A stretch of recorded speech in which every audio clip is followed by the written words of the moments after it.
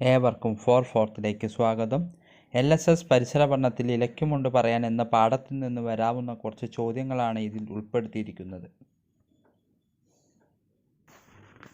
ഒന്നാമത്തെ ചോദ്യം, വിത്ത് മുളച്ച് ആദ്യം പുറത്തു വരുന്ന ഭാഗത്തിന് പറയുന്ന പേര്?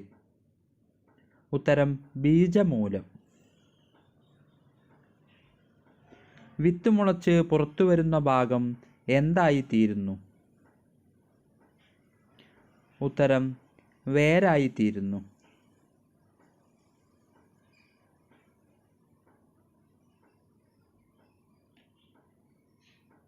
ചെടിയുടെ കാണ്ഡമായി തീരുന്നത് ഏത് ഭാഗമാണ്? ഉത്തരം ബീജശീർഷം.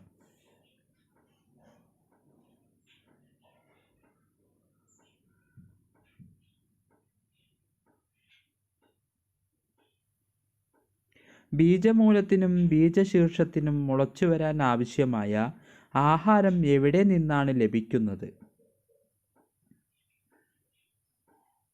ഉത്തരം ബീജപത്രത്തിൽ നിന്ന്. കാണ്ഡത്തിൻ്റെ ചുവട്ടിൽ നിന്ന് വളരുന്ന ഒരേപോലെയുള്ള ധാരാളം വേരുകൾ ചേർന്ന വേരുപടലമാണ് നാരുവേരുപടലം. ഇലകളിൽ വലക്കണ്ണികൾ പോലെ കാണുന്ന ശിരാവിന്യാസമാണ് ജാലികാ ശിരാവിന്യാസം. ആഴത്തിൽ വളരുന്ന വേരുപടലം ഏത്? ഉത്തരം തായ്വേരുപടലം.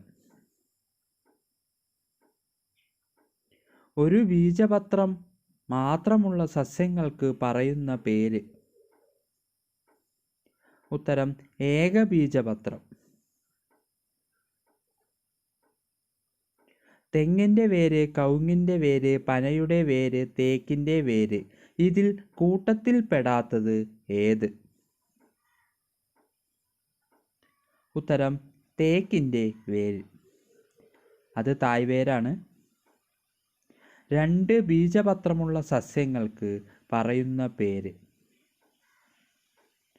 ദ്വിബീജപത്ര സസ്യം.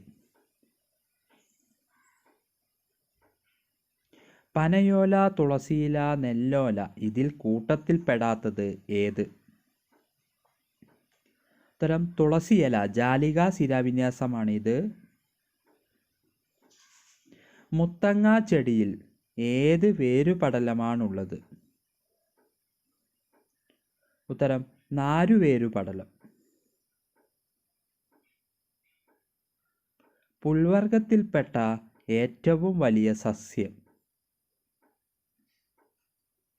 ഉത്തരം മുള.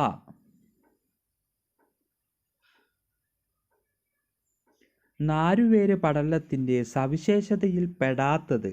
വിത്തിൽ ഒരു ബീജം പത്രം ഉണ്ടാകും, ഇലകൾ സമാന്തര ശിരാവിന്യാസമായിരിക്കും, കാണ്ഡത്തിൻ്റെ ഉൾഭാഗത്തിന് കട്ടി കൂടുതലായിരിക്കും, കാണ്ഡത്തിൻ്റെ ഉൾഭാഗത്തിന് കട്ടി കുറവായിരിക്കും.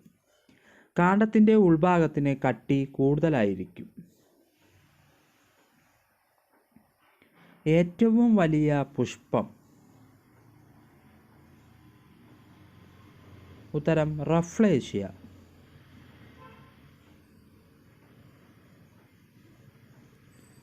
താഴെ കൊടുത്തിരിക്കുന്ന സസ്യങ്ങളുടെ വേരുപടലം ഏതാണെന്ന് കണ്ടെത്തുക.